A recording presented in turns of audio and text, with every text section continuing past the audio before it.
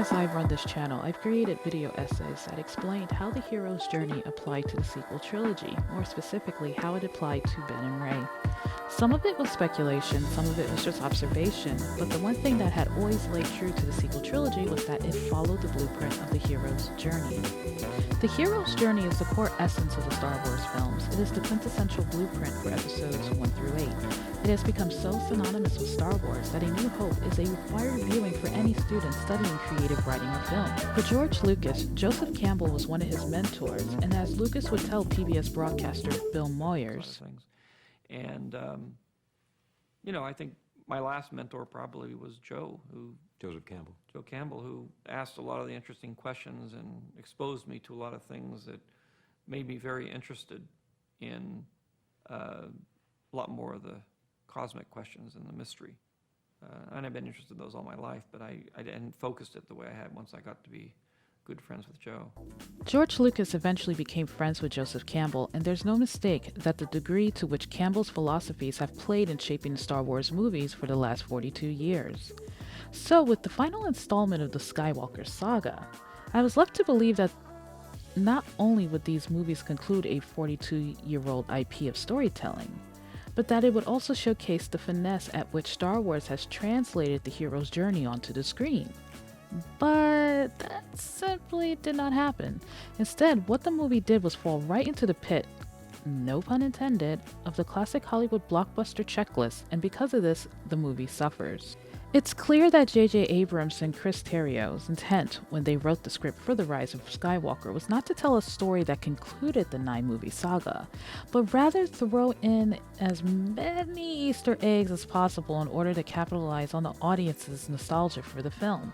The droid? Check. Random space worm popping out of nowhere? Check. OT characters saying, I got a bad feeling about this? Check. MacGuffins? Check. More scum and villainy? Check. Evil bad guy coming back that should have been dead but is back for no other reason than to just be back? Check. But it's not simply hitting check boxes. The movie hits those boxes and then doubles down on them, then triples down on them. And then they just keep throwing more and more, like giving the viewer more droids and more OT throwbacks and triple the MacGuffins and just more scum and villainy. The Rise of Skywalker goes out of its way to wink at the audience every 10 to 15 minutes, with J.J. Abrams hitting that applause button to get the instant reaction that he wants. The movie isn't made with the intent of closing out a trilogy of stories, but rather it is made simply to feed a narrow subset audience while being bland enough not to offend the general audience's palate. From The Force Awakens, there were plot lines threaded throughout the film, a bunch of empty mystery boxes that were designed to be revealed in the second film. And while some are divided in whether The Last Jedi achieves this or not, The Rise of Skywalker does not build on the last two films. Instead, it comes out of left field with new plot points and new mysteries that the writers tried to solve within the 2 hours and 20-something odd minutes that this movie only has. It would have been easier to simply tell the final chapter of the hero's journey with these new characters, but by sacrificing the hero's journey for nostalgia points, characters like Poe and Finn are underdeveloped or, well, two-dimensional, while others are completely swept aside for new faces to drop unnecessary exposition. #Rose Tico deserves better. What difference does the end of the film make if we can't even form an emotional connection to the characters on screen? Everyone else has been killed off that the movie tried to pander to. Can't care about Han or Leia or Luke because, well, they're all dead. Chewie is off somewhere in the corner and, well, can't write about that Wookiee, and Poe, Finn, and Rey are hugging, but that doesn't matter because there was no conflict or risk taken in the movie to feel for them. And that's probably one of the biggest problems with pandering to audiences through nostalgia. The Rise of Skywalker treats the new cast of characters as if they were avatars for the OT characters. Poe's character suffers so much because of this. His entire backstory is almost retconned to turn him into another Han Solo, when he's already been written as a child of Rebel Alliance pilots and a former officer within the New Republic military. Whereas other characters like Finn are stripped away of any character development because no one knows exactly what the hell to do with this guy. If Poe's the Han Solo and Rey's the Luke Skywalker, then Finn is Leia? Well, not really, because Leia didn't spend 2 movies just screaming after Luke and Han. And we can't make Lando because, well, Lando's already in the film. And then there's Ben Solo, who's shoehorned directly into the role of Darth Vader, that the emotional beats of his death are almost emotionally meaningless. There is just no time to breathe. There is no time to cheer for any of the characters or even care because the movie is put together in such a way that they don't even really want you to care. Everything is surface deep, with no soul. When Palpatine is on screen, there's nothing at stake here. He's just back, well, because he's Palpatine, and Palpatine was the big bag from the original and prequel trilogies. When the movie makes the egregious decision to turn Rey into a Palpatine for shock value, it is so undeserved that it doesn't even help the movie's narrative at all.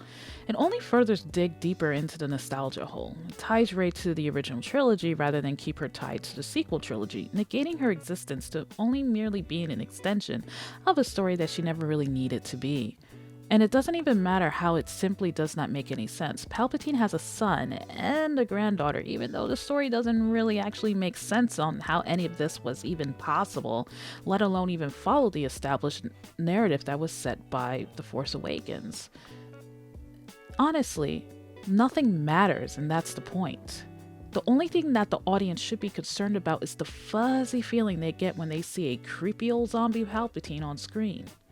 There's a saying that tends to be repeated a lot in Star Wars that's attributed to George Lucas from his time storyboarding the prequels, that everything is poetry and that it rhymes.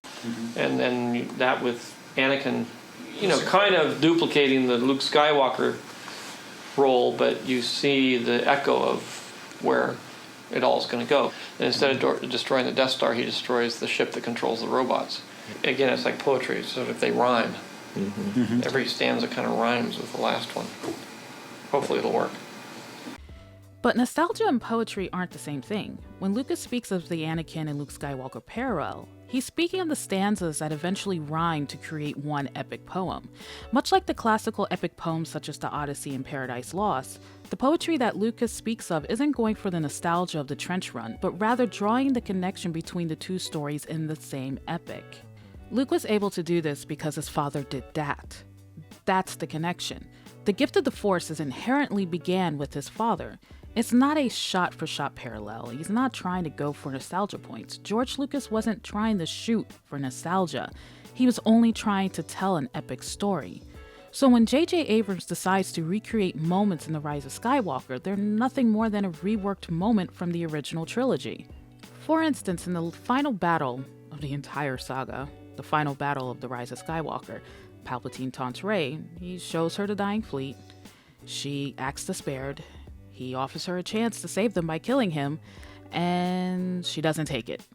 That isn't poetry. That's just straight up fan fiction. It's lazy, it's ill-inspired, and it goes against the core DNA of what is the Star Wars narrative.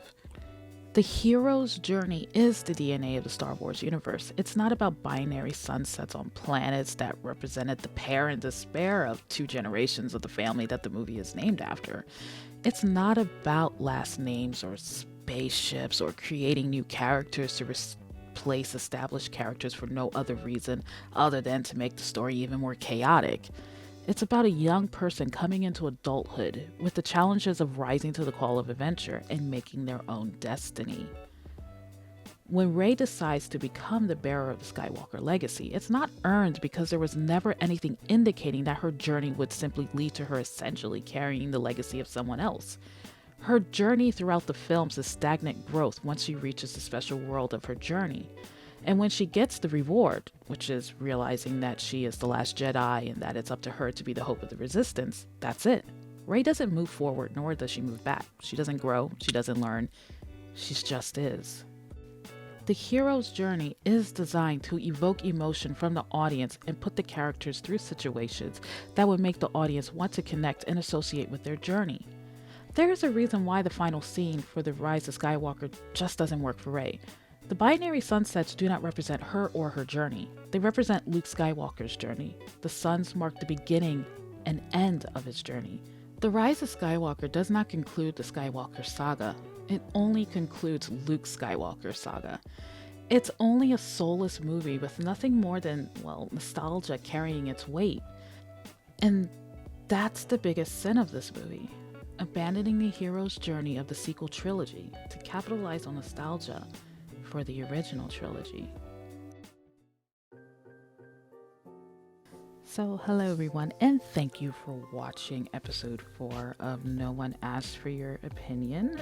This is kind of a departure from what this video essay series tends to focus on. Usually I try to draw parallels between the narrative tropes and connect them to the cinematic tropes, but this time around I kind of wanted to more or less complain on how, or not necessarily complain, or share my opinion on how this movie kind of basically did the most egregious act, which was like rip out the DNA of what Star Wars is, which is, you know, the hero's journey. These movies have always followed the pattern, and George Lucas has been, to George Lucas, the hero's journey is like very serious, very important to him. And if you were to read about him and watch interviews with George Lucas and see his approach to how much he respects Joseph Campbell's philosophy and his work on, you know, developing this hero's journey, watching The Rise of Skywalker, just as someone who, you know, studies creative writing and cinema and, you know, hopes to eventually be able to also contribute to this medium, it was just kind of like, it was just like a whiplash. It was like, what am I watching? If I wanted to see this, I would have bought a ticket for something else. I've been so invested in the sequel trilogy and the journey of these characters that watching the Rise of Skywalker was just, how does this conclude 9 films? How does this conclude Anakin's legacy? How does it, and then reading the interviews with J.J. Abrams and Chris Terrio, especially Chris Terrio, like this, oh my God, like this guy just does not understand at all the DNA of what this is. You don't even have to watch the prequel trilogy or the original trilogy to write a movie that follows the philosophies of Joseph Campbell's hero's journey.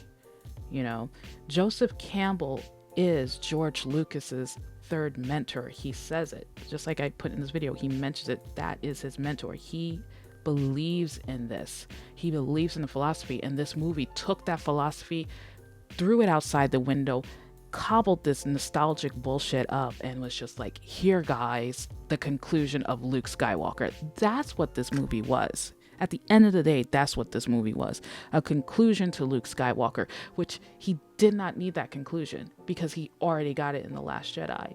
What I wanted to see was the conclusion of Rey's hero's journey. I wanted to see the conclusion of Ben's hero's journey. I wanted to see the conclusion of Poe, Finn, Rose, Hux, all of those characters.